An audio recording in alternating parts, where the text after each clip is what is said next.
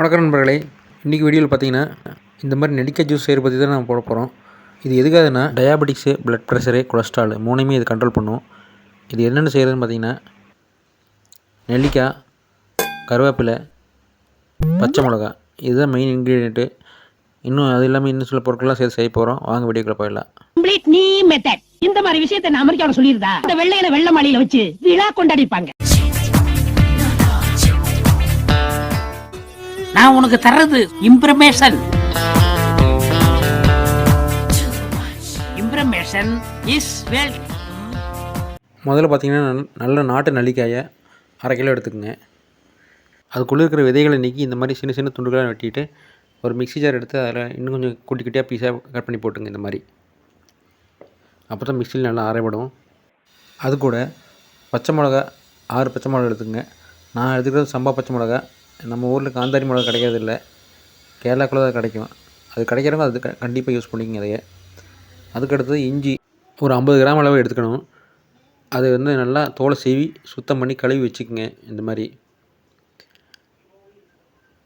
அடுத்தது பார்த்திங்கன்னா ஒரு எலுமிச்சம்பழம் மீடியம் சைஸ் இருக்கணும். இது ரொம்ப பெருசாக எடுத்துடாதீங்க.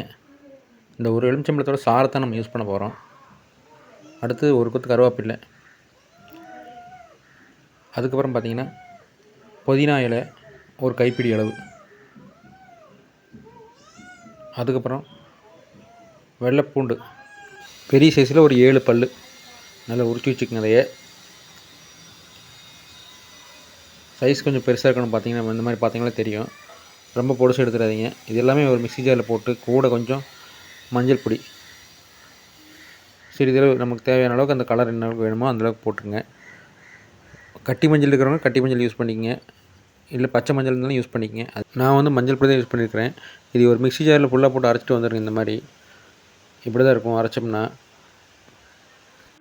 இப்போ ஒரு வடிகட்டி வச்சு இந்த மாதிரி வடித்து அதில் இருக்கிற தண்ணி மட்டும் இருத்தி எடுத்துக்கங்க. அது வடித்தது போக மிச்சம் பார்த்திங்கன்னா இந்த மாதிரி சக்கையாக இருக்கும். அந்த வடித்த தண்ணீர் பார்த்திங்கன்னா நான் காட்டிடுறேன். நான் ஊற்றுனது வந்து ஃபஸ்ட்டு 400 ml தண்ணி ஊற்றி அரைச்சிருக்கிறேன். அதில் வந்து எனக்கு வந்து பார்த்திங்கன்னா இந்த அளவு தண்ணி கிடச்சிருக்குது.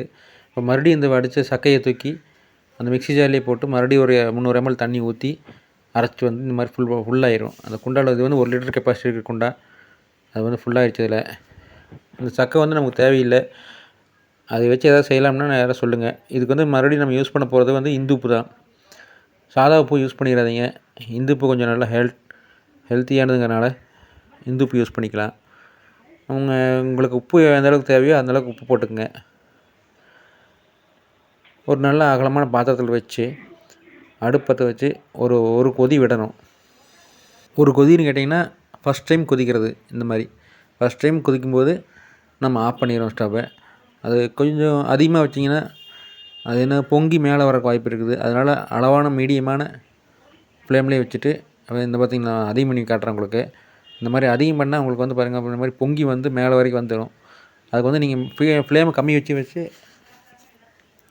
நீங்கள் கொதி விட்டுருங்க. ஒரு கொதி வந்தோடனே ஆஃப் பண்ணிடுங்க. ஸ்டவ்வை ஆஃப் பண்ணி நல்லா ஆற விட்டுருங்க. ஆறுனதுக்கப்புறம் அதை ஒரு பாட்டிலில் போட்டு ஃப்ரிட்ஜில் ஸ்டோர் பண்ணி வச்சுக்கோங்க. அந்த ஸ்டோர் பண்ணது பார்த்திங்கன்னா டெய்லி காலையில் நைட்டும் சாப்பாட்டுக்கு அப்புறம் தான். சாப்பாட்டுக்கு முன்னாடி சாப்பிடக்கூடாது, சாப்பாட்டுக்கு அப்புறம் தான்.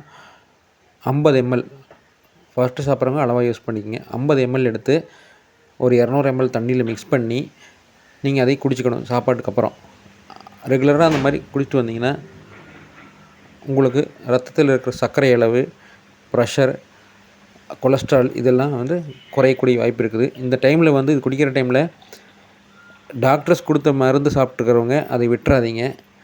அதையும் யூஸ் பண்ணுங்கள். 10 நாள் 15 நாள் யூஸ் பண்ணிவிட்டு இதையும் யூஸ் பண்ணிவிட்டு நீங்கள் அப்புறம் போய் டாக்டர்கிட்ட கன்சல்ட் பண்ணிவிட்டு உங்களோட ரிப்போர்ட்லாம் எப்படி இருக்குன்னு பார்த்துட்டு அதுக்கப்புறம் நீங்கள் அந்த மருந்து சாப்பிட்றதா வேண்டாமா நீங்கள் முடிவு பண்ணிக்கங்க. ஆனால் இதை நான் யூஸ் பண்ணதுனால நல்லா ரிசல்ட் எனக்கு கிடச்சிருக்குது. கண்டிப்பாக எல்லாம் ட்ரை பண்ணி பாருங்கள். கெட்ட கொழுப்பு நல்லா கரைச்சி விட்ருக்குது. ஏன்னா இதில் பச்சை மிளகா நம்ம சேர்த்திருக்கோம். எனக்கு பார்த்திங்கன்னா 1 லிட்டருக்கு மேலேயே இந்த வந்திருக்குது. அது நான் பெரிய கேன் வந்து 1 லிட்டரு, இது வந்து சின்ன கேனில். இந்த மாதிரி தான் ஒரிஜினல் கலர் இருக்கும் அதில். கண்டிப்பாக இது வந்து ட்ரை பண்ணி பாருங்கள். தேங்க்யூ. இந்த வீடியோ உங்களுக்கு பிடிச்சிருந்தா லைக் பண்ணுங்கள், ஷேர் பண்ணுங்கள், சப்ஸ்கிரைப் பண்ணுங்கள். போதுமா? கீழே இருக்க பெல் பட்டனை அமுக்குங்கன்றதை தவிர எல்லாத்தையும் சொல்லிட்டு போயிட்டானே.